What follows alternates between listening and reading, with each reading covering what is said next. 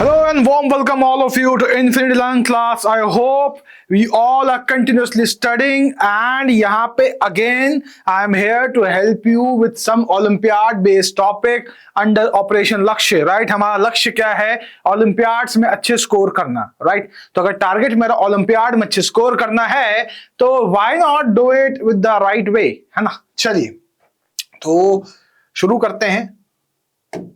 Okay so हम समझने वाले हैं आज यूनिट्स एंड डायमेंशन. राइट, तो यूनिट्स एंड डायमेंशन की अगर बात करूं, देखो अगर मैं मैटर की बात करूं, मैटर क्या है? Anything which has mass and occupies space. ठीक है, केमिस्ट्री में हम हर टर्म्स की प्रॉपर्टीज पढ़ने की कोशिश करते हैं, चाहे वो फिजिकल प्रॉपर्टी हो चाहे वो केमिकल प्रॉपर्टी हो. फिजिकल प्रॉपर्टी क्या होता है सर? ऐसी प्रॉपर्टी जिसको ऑब्जर्व करते वक्त आइडेंटिटी चेंज ना हो सब्सटेंस का. Right, so any property which while being observed is not affecting the identity of substance. कोई नया सब्सटेंस नहीं बन रहा है तो वो क्या है? फिजिकल प्रॉपर्टी है. जैसे कि लेंथ है, कलर है, डेंसिटी है, मास है, लस्टर है, वॉल्यूम है, प्रेशर है, इलास्टिसिटी है. इन सबको जब ऑब्जर्व करोगे ना किसी भी सब्सटेंस का, तो कोई नया सब्सटेंस नहीं बन रहा है, तो ये क्या हो गया? Physical property. केमिकल प्रॉपर्टी क्या है? ऐसी प्रॉपर्टी जिसको ऑब्जर्व करते वक्त नया सब्सटेंस बन जाए. आप चेक करो उसकी फ्लेमिलिटी तो नया सब्सटेंस बनेगा. आप उसका ऑक्सीडेशन चेक करो, नया सब्सटेंस बनेगा. रिएक्टिविटी, कोऑर्डिनेशन नंबर हटा देते हैं. हाँ, कोऑर्डिनेशन नंबर चेंज होता है, कंपाउंड चेंज होता है ना. तो toxicity, stability, heat of combustion, chemical bonding, ये सभी केमिकल प्रॉपर्टीज में आएंगी. राइट, चलिए तो ऐसी प्रॉपर्टी जिसको ऑब्जर्व करते वक्त नया सब्सटेंस बने वो उसकी केमिकल प्रॉपर्टी है. देखो अब किसी भी पर्टिकुलर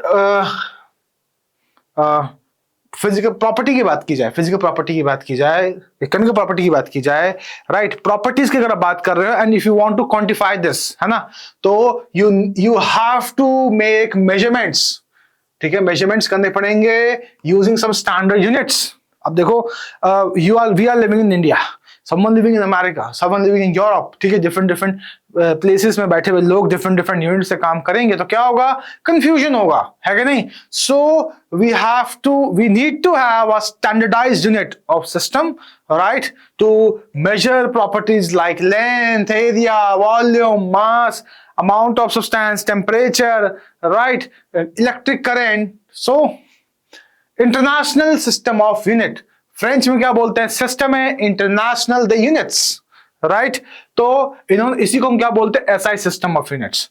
इन्होंने कुछ base quantities, base fundamental quantities को डिफाइन किया, जैसे कि length, mass, time, electric current, thermodynamic temperature, amount of substance, luminous intensity. Right, and they gave units to them. Symbol तो क्या हो गया इसका? L, M, T, I, T, N, IV.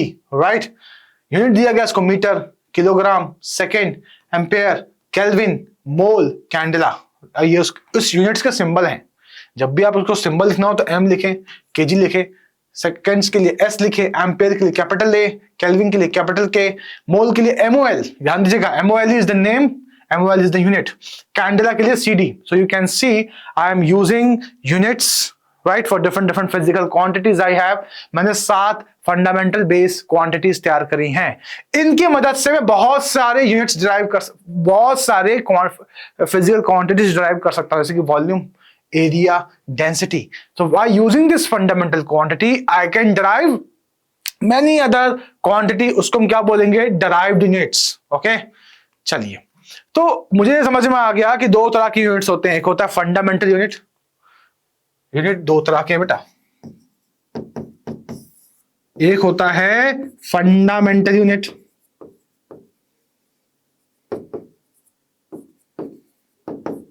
एक होता है derived unit.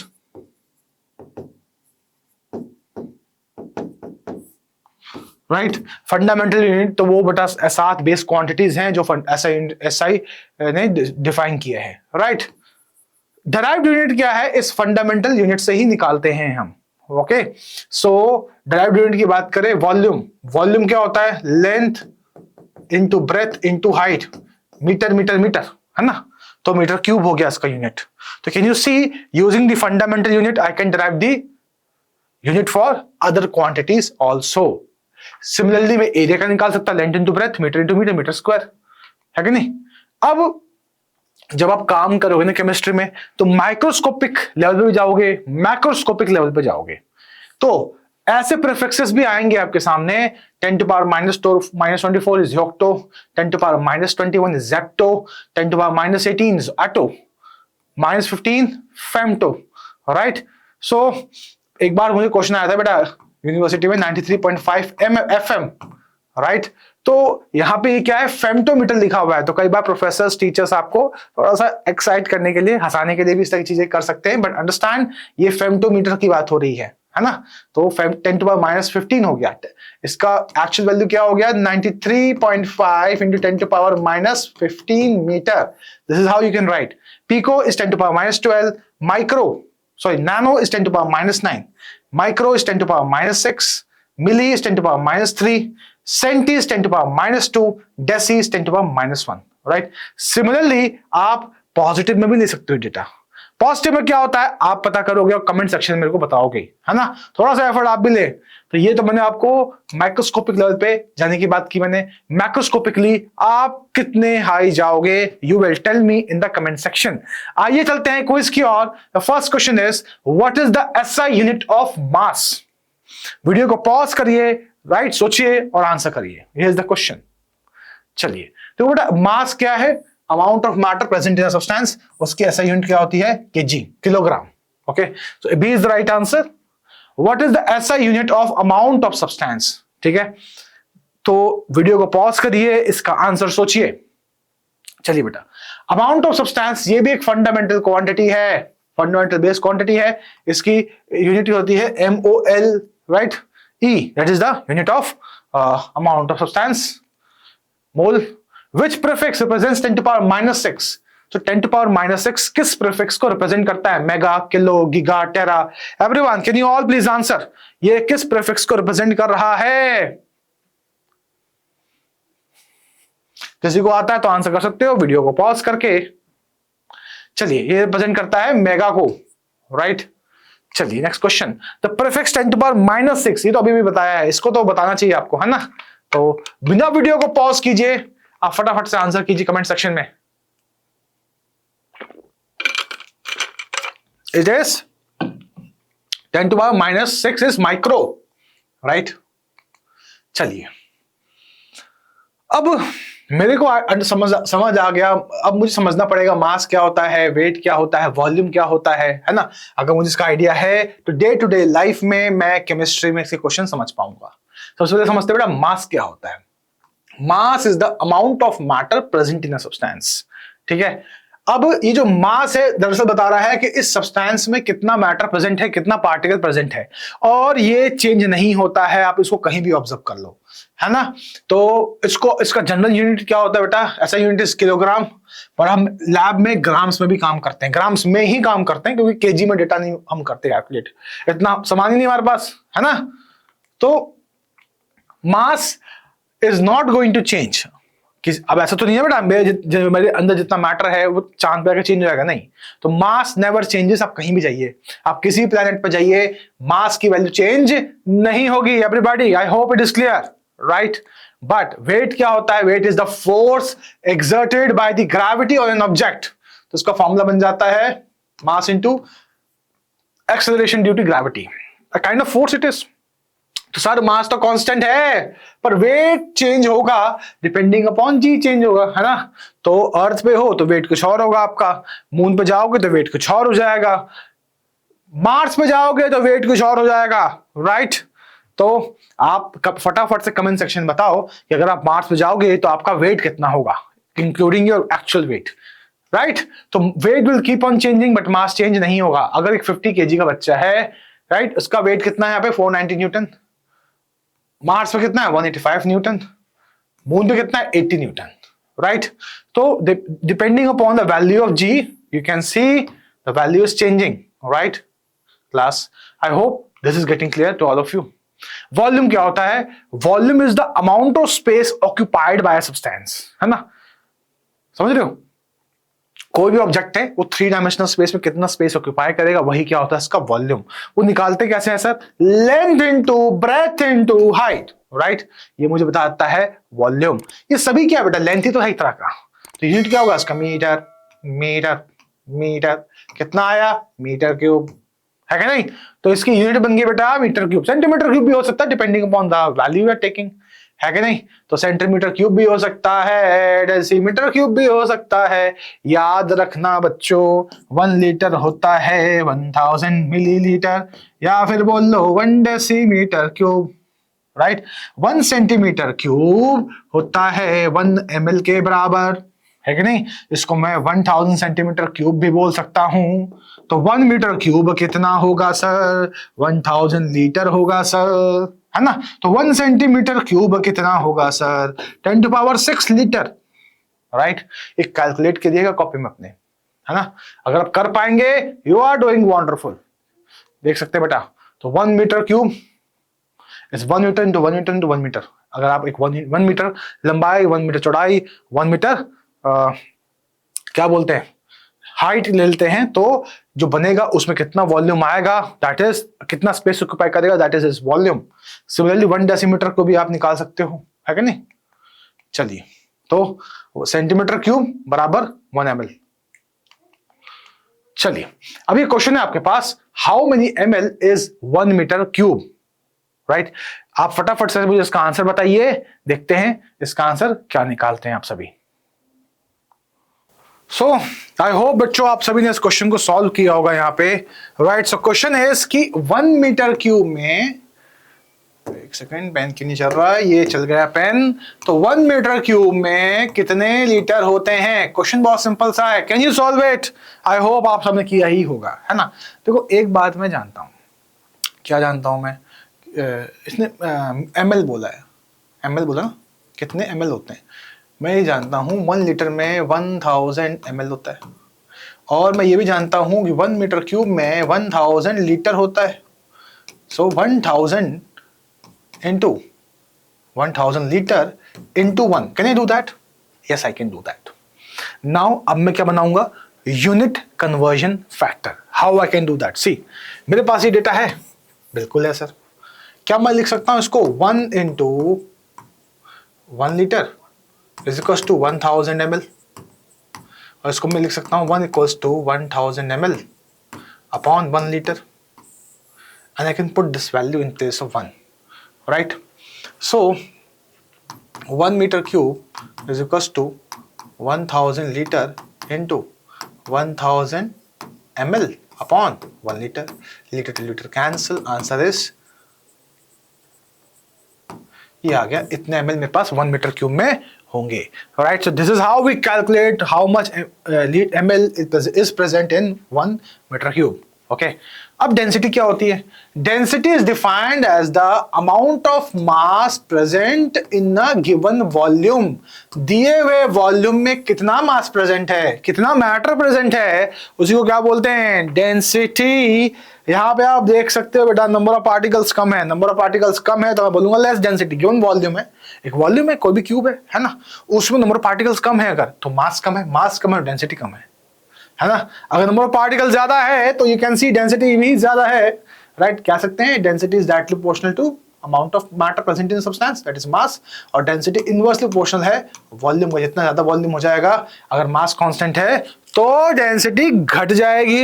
Everyone, I hope it is clear. तो इसकी यूनिट क्या बन जाएगी सर? देखो वैसे तो ऐसा यूनिट क्या बन जाएगी? केजी पर मीटर क्यूब, है ना। पर इसमें काम नहीं करते हम काम करते हैं ग्राम पर सेंटीमीटर क्यूब में, है ना, लैबोरेटरी लेवल पे, है ना, ठीक है। ग्राम पर लीटर भी हो सकता है, मीटर क्यूब में को हम लीटर में भी कन्वर्ट कर सकते हैं। चलिए, तो writing the derived unit of density. अब मुझे पता है डेंसिटी क्या होता है? Mass upon volume. मास की यूनिट ये, वॉल्यूम की यूनिट, आ गया आंसर। ऐसा unit of this this this this this and this this this this this. Okay, very easy question. Get ready for the quiz now. Here's the question. If an object has a mass of 10 kg on Earth, what would be its mass on the moon? Right? तो अगर अर्थ पे इतना मास है, 10 kg है मास, तो moon पे कितना होगा? वीडियो को पॉज कीजिए, फटाफट से बताइए आंसर। चलिए बेटा, तो मास जो है वो तो सेम ही रहना है, चाहे वो अर्थ हो चाहे वो मून हो, है ना। चाहे वो सन पर गए तो बेटा सब कुछ गायब हो जाएगा, है ना। तो यहाँ पे मास सेम रहेगा अर्थ और मून पे हमारा। If a substance has a mass of 300 gram and occupies a volume of 150 centimeter cube, what will be its density? Density का फॉर्मूला क्या है? As usual, mass per unit volume. मास कितना होता है? 300 ग्राम। वॉल्यूम कितना है सर? 150 centimetre cube. बताइए answer, में हट जाता हूं। करिए सॉल्व, बताइए फटाफट। ABCD in the comment section. Video को पॉज करके सॉल्व कर सकते हैं। चलिए बेटा, बड़ा ये सवाल था बेटा। आंसर आएगा 2 ग्राम पर centimetre cube. Right answer is a.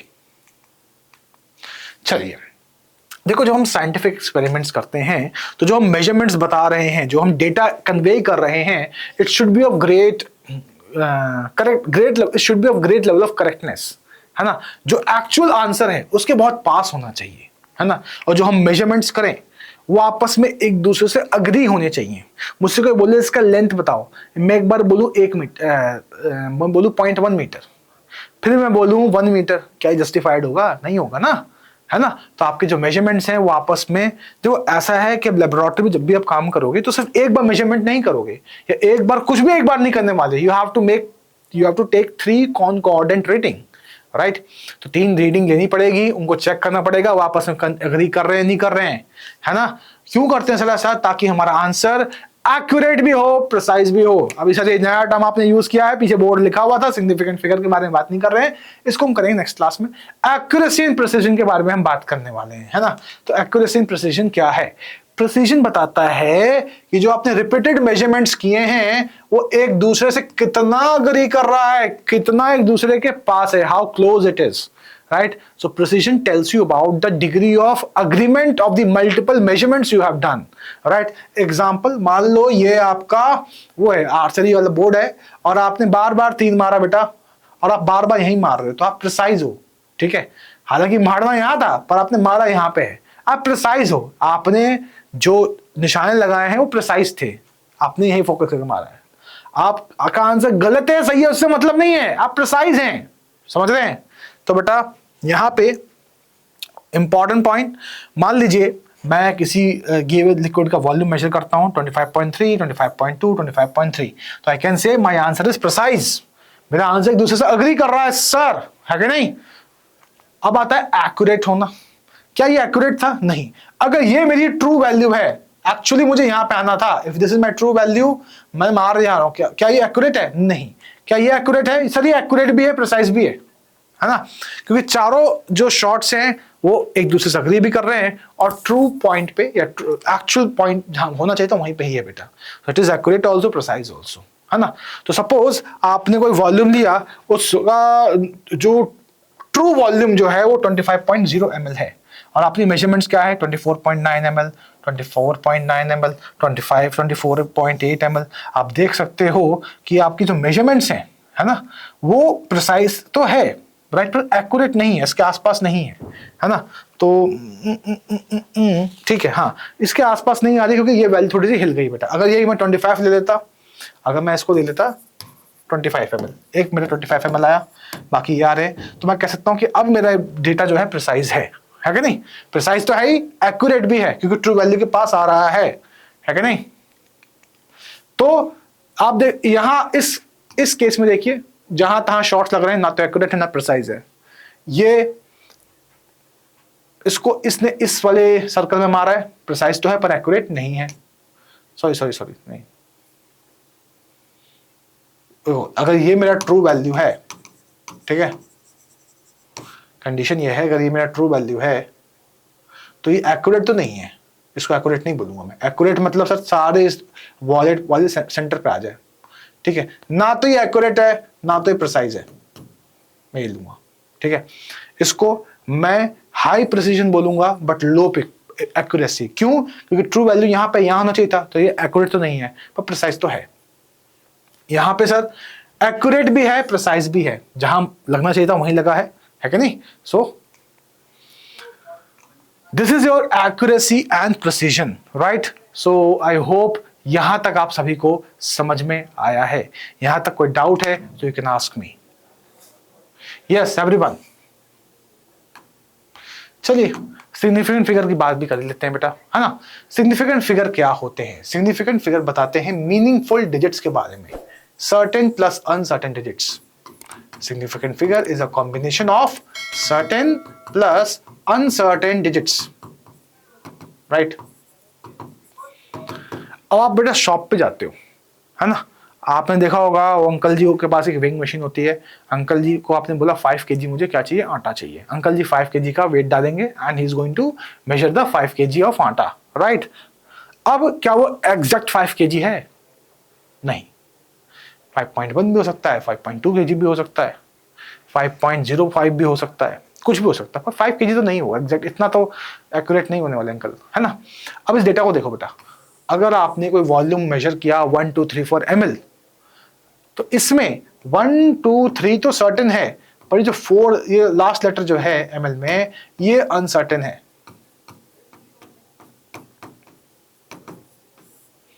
ये 4 नंबर जो है ये अनसर्टेन है, right. This number is uncertain, okay. मतलब सर ऐसा भी हो सकता है 123.9 भी तो हो सकता था, 123.9 भी तो हो सकता था, है ना, 1233 भी हो सकता था, कुछ भी हो सकता था। This number is not fixed, तो they might be an error of +-1, you can say that. So +-1 का एरर हो सकता है, right. And it is important to understand this to give more accurate and precise answers. चलिए उसके लिए कुछ rules हैं, आज हम वो समझ लेते हैं पहले। All non zero digits are significant, जितने भी नंबर आपको नॉन जीरो दिखे वो सिग्निफिकेंट होते हैं। 1 2 3 इसमें 3 सिग्निफिकेंट फिगर है। Zero proceeding the first non zero, है ना, तो नॉन जीरो से पहले जितने नॉन जीरो आ रहे हैं वो नॉन सिग्निफिकेंट होते हैं, वो सिग्निफिकेंट नहीं होता। तो यहाँ पे सिर्फ 1 सिग्निफिकेंट फिगर है, right. Now zeros between 2 non zeros, 2 non zero के बीच में जो जीरो आ रहा है वो क्या होता है, सिग्निफिकेंट होता है। देन जीरोस नॉन जीरो से पहले सिग्निफिकेंट नहीं होगा, लेकिन डेसिमल अगर लगा हुआ है और उसके बाद अगर नॉन जीरो जीरो आ रहा है तो वो सिग्निफिकेंट होगा। सो 1 2 3 4 सिग्निफिकेंट फिगर है, right. So terminal zero significant नहीं होता है अगर कोई डेसिमल पॉइंट नहीं दिया हुआ है ना। तो 200 है, यहाँ पर सिर्फ यही नंबर मेरा सिग्निफिकेंट होगा, पर अगर डेसिमल दे दे तो ये भी सिग्निफिकेंट, ये भी सिग्निफिकेंट, ये भी सिग्निफिकेंट, राइट। तो यहाँ पे 3 सिग्निफिकेंट फिगर हो गए, राइट। यहाँ पे कितने हो गए, 1 2 3 4 सिग्निफिकेंट फिगर, राइट। तो अगर डेसिमल आता है तो बेटा ये वैल्यूबल बन जाते हैं नंबर, ये भी है ना, ये मीनिंगफुल बन जाता है, ठीक है। अब यहाँ देखो बेटा, जो साइंटिफिक नोटेशन में है उसकी कोई वैल्यू नहीं है, वो सिग्निफिकेंट फिगर में काउंट नहीं होगा।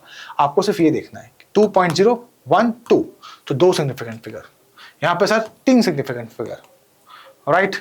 जब आप ऑब्जेक्ट्स काउंट कर रहे हैं, 3 बॉल 20x, इनका इनफाइनाइट सिग्निफिकेंट फिगर होता है, because they are in exact number, they are exact numbers, right.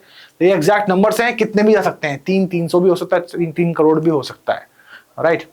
अब जब आप सिग्निफिकेंट वैल्यूज पे, सिग्निफिकेंट नंबर्स पे काम करोगे तो you sometime you have to round off the value also, right. उसके लिए कुछ रूल है। सपोज आपके पास नंबर है 123.44, मैं कहूं कि 4 सिग्निफिकेंट फिगर में ही आंसर बताओ, यहां मुझे 5 नहीं चाहिए, तो आपको इसे हटाना है। इसको हटाने के लिए आपको ये देखना होगा और ये भी देखना होगा।